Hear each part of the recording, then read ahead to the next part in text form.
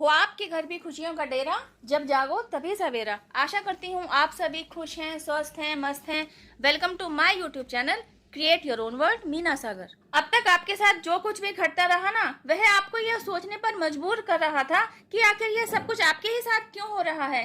क्यों हर कोई आपका ही दिल दुखाकर चला जाता है। क्यों आपको ही कुछ भी सुनाकर चला जाता है। गलती चाहे किसी की भी हो, क्यों आपको ही कसूरवार ठहरा दिया जाता है। फॉर एन एग्जाम्पल, आप 4 भाई बहनों में सबसे बड़े हैं और खेलते खेलते आप चारों में आपस में लड़ाई हो जाती है। बच्चे हैं तो ऐसा होना तो स्वाभाविक ही है, लेकिन आपके बड़े होने की वजह से आपको ही माता पिता द्वारा सुना दिया जाता है। वे कहते हैं कि क्यों तेरे रहते ही बच्चे आपस में लड़ लिए, क्यों तूने ध्यान नहीं रखा, तेरे वहां उपस्थित होने का फायदा ही क्या अगर तेरी प्रेजेंस में बच्चे आपस में लड़ लिए।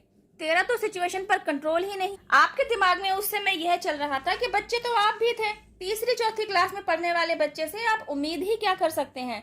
चारों बच्चों में बड़े होने की वजह से समझ बुद्धि इतनी तीव्र हो गई कि आप सिचुएशन को कंट्रोल भी करने लगे। ऐसे ही ना जाने और कितने एग्जाम्पल्स और दिए जा सकते हैं जहां आपने अपने आप को ह्यूमिलेटेड फील किया हो। बेशक आप पढ़ाई लिखाई में तेज थे, बेशक आपको किसी चीज को समझने में ज्यादा देर नहीं लगती थी, आप बड़ी शीघ्रता से ही उसके पैटर्न को समझ जाया करते थे।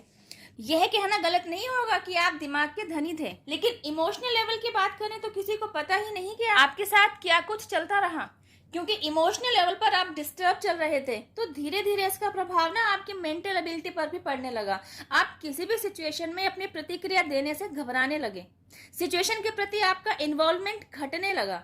इससे हुआ क्या, आपसे जुड़े लोगों के साथ ना आपका डिस्टेंस मेंटेन होने लगा। आप अपने साथ जुड़े लोगों के साथ खुद को फिट बैठा ही नहीं पा रहे थे। न तो आपको उनका एटीट्यूड ही समझ में आ रहा था और ना ही आपका ही एटीट्यूड वे समझ पा रहे थे। तो इस वजह से आपके और उनके बीच ना गैप बढ़ता जा रहा था। भरी भीड़ में आप खुद को अकेला पा रहे थे।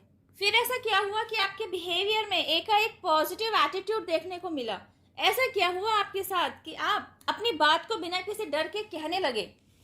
कोई भी एक्शन लेने से पहले जहां आपको 100 बार सोचना पड़ता था, अब आपको किसी भी सिचुएशन में एक्शन लेने से पहले ना मेंटल लेवल पर क्लैरिटी रहती थी। अगर कोई आपको एक सुनाकर जाता ना, तो आपके पास भी 4 गुना सुनाने की सक्षमता रहती। पहले क्या था, आप सुनकर रह जाया करते थे, लेकिन अब आपको न केवल खुद के लिए स्टैंड लेना आता था, बल्कि सुनाने वालों का मुंह बंद करना भी आता था। आपने खुद को इतना मजबूत बना लिया था कि किसी भी तरह की निगेटिविटी ना आप तक पहुंच ही नहीं पा रही थी। पहले क्या था, आपका ऑरा कमजोर होने की वजह से सामने वालों की बातों से ना आप बड़ी जल्दी से डिस्टर्ब हो जाया करते थे। उनकी कटाक्ष भरी बातों को सुन सुनकर और जवाब न दे पाने की वजह से टॉर्चर होते रहते थे।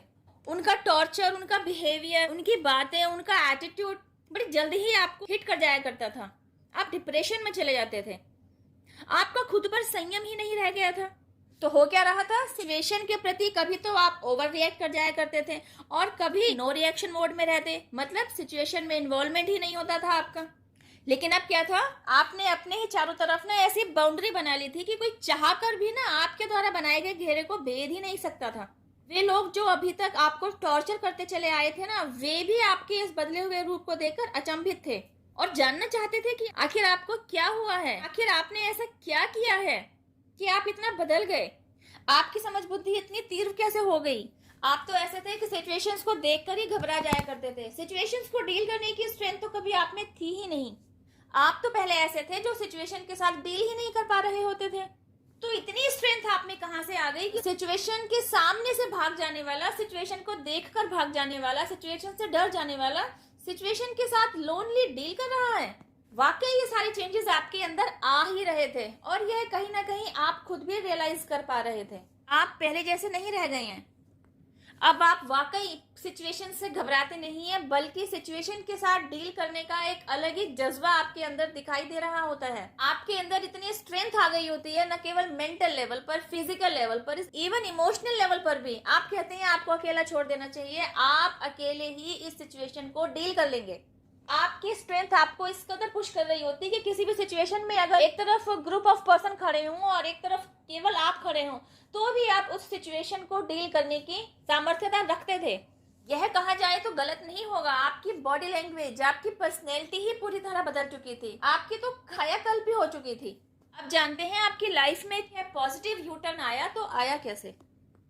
आप पहले जैसे नहीं रह गए, आपके हालात बदल दिए गए, आपका जीवन बदल दिया गया, आपको बदल दिया गया। यह सब कुछ हुआ सिर्फ और सिर्फ डिवाइन इंटरवेंशन की वजह से। पहले जान लेते हैं उस एंजेलिक साइन के बारे में जो आपकी लाइफ में डिवाइन इंटरवेंशन के होने की आपको संकेत दे रहा होता है। जी हाँ, यह एंजेलिक साइन है बटरफ्लाईज। जब आपकी लाइफ में डिवाइन इंटरवेंशन चल रहा होगा ना, या उसकी शुरुआत हो ही रही होगी, तब आप अपने इर्द गिर्द बटरफ्लाईज बहुत देखेंगे।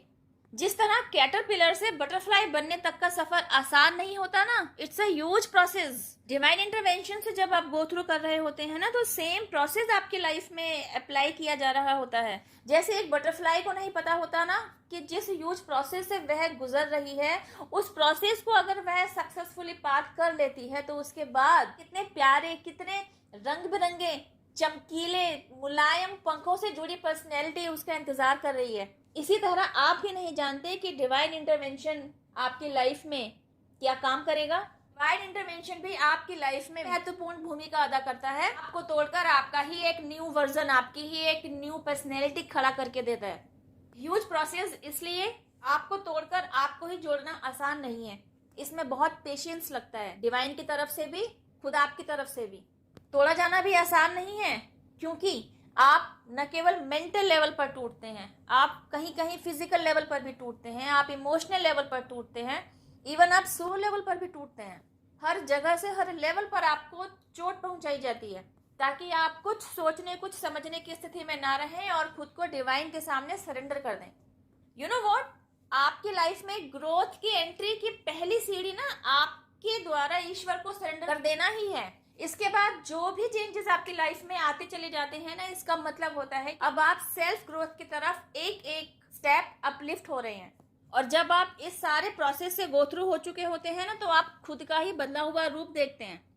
आपके अंदर सिचुएशंस को समझने की, सिचुएशंस को एनालाइज करने की समझ, बुद्धि आ चुकी होती है। सिचुएशंस के साथ डील करने की स्ट्रेंथ आ चुकी होती है। पहले क्या था, आपके मासूम होने की वजह से ना आप चालाक लोगों के साथ डील नहीं कर पा रहे थे।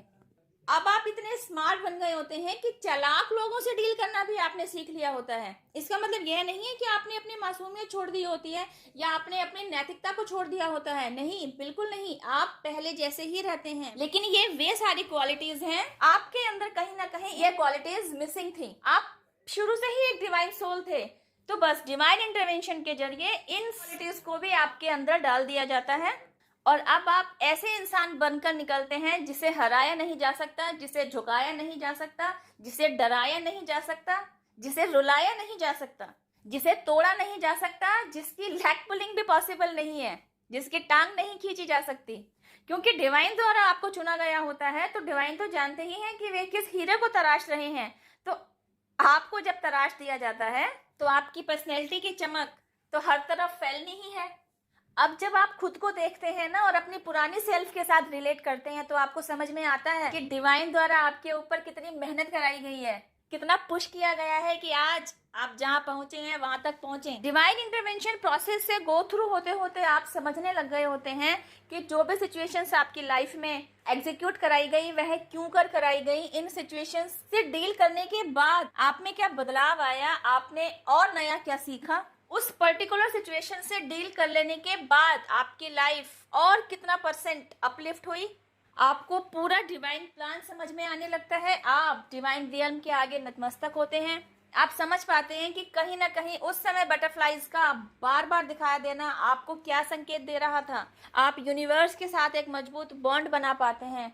आप ग्रेटिट्यूड के साथ जुड़ते हैं। डिवाइन पावर जिनमें भी आपकी श्रद्धा है, यूनिवर्स, एंजल्स, आपके एंसेस्टर्स, इन सभी को थैंक यू कहते हैं, इन सभी को ग्रेटिट्यूड देते रहते हैं। आप समझ पाते हैं कि जब जब आप सिचुएशन से घबराए थे, सिचुएशंस के साथ डील नहीं कर पा रहे थे, सिचुएशन से भागना चाह रहे थे, आपको ऐसा कुछ भी नहीं करने दिया गया था।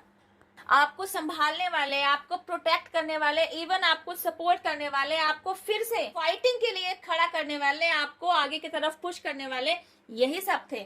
Thank you for watching my video. अब मैं आपसे मिलती हूँ मेरी नेक्स्ट वीडियो में। टिल देन हैव पेशेंस, रब खैर, जय माता दी, टेक केयर, बाय।